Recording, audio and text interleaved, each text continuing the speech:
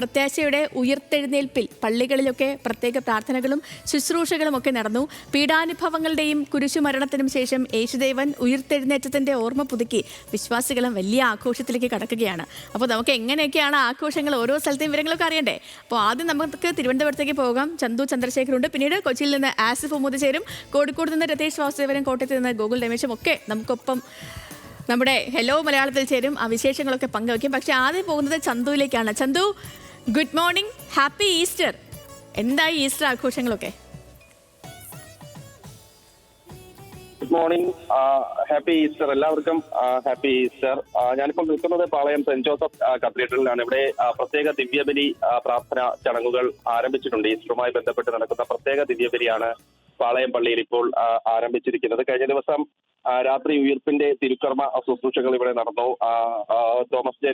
Bishop Thomas J നെറ്റോയുടെ മുഖ്യ കാർമ്മികത്വത്തിലായിരുന്നു ഈ തിരുക്കർമ്മ ശുശ്രൂഷകളൊക്കെ നടന്നത്. അതിനുശേഷം ഇന്ന് രാവിലെ വിശ്വാസികൾ വീണ്ടും ഈ പള്ളിയിലെത്തി പ്രത്യേക പ്രാർത്ഥനകൾ, ദിവ്യബലി ഉൾപ്പെടെയുള്ള ചടങ്ങുകളിൽ പങ്കെടുക്കുകയാണ്. കഴിഞ്ഞ ദിവസം പട്ടം സെന്റ് മേരീസ് കത്തീഡ്രലിലെ ഈസ്റ്റർ ശുശ്രൂഷകൾ നടക്കുകയുണ്ടായി. അവിടെ കർദിനാൾ മാർ ബസേലിയസ് ക്ലീമസ് കത്തോലിക്ക ബാവയാണ് മുഖ്യ കാർമ്മികത്വം വഹിച്ചത്. ഈ രാത്രിയുള്ള തിരുക്കർമ്മ ശുശ്രൂഷകൾക്ക് ശേഷം വിശ്വാസികൾ ഇന്ന് രാവിലെയും പള്ളികളിലെത്തി പ്രത്യേക പ്രാർത്ഥനാ ചടങ്ങുകളിൽ പങ്കെടുക്കും. അതിനുശേഷമാകും ബന്ധുക്കളെയും ഒക്കെ കൂട്ടി വീടുകളിൽ ഈ ഈസ്റ്റർ ആഘോഷിക്കുക. പ്രത്യേകമായി തയ്യാറാക്കിയ ഭക്ഷണവും ഒക്കെയായി അവർ വലിയ തരത്തിൽ ഈസ്റ്റർ ആഘോഷിക്കും. നമ്മൾ നേരത്തെ പറഞ്ഞതുപോലെ തന്നെ ഓരോ ദുഃഖവെള്ളിക്കും ശേഷം പ്രത്യാശയുടെ ഒരു ഈസ്റ്റർ ഉണ്ട്. ആ ഈസ്റ്റർ എല്ലാവരും വളരെ സന്തോഷത്തോടു കൂടി ആഘോഷിക്കുകയാണ്. അത്തരത്തിൽ തന്നെയാണ് തിരുവനന്തപുരത്തും ഈ ആഘോഷങ്ങൾ മുന്നോട്ട് പോകുന്നത്. ഇത് കൂടാതെ PMG ലൂർദ് ഫെറോന പള്ളിയിൽ കഴിഞ്ഞ ദിവസം ഉയിർപ്പിന്റെ പ്രത്യേക ശുശ്രൂഷകളൊക്കെ നടത്തിയിരുന്നു. ഇന്നും പ്രത്യേക പ്രാർത്ഥനകൾ അവിടെ നടക്കും.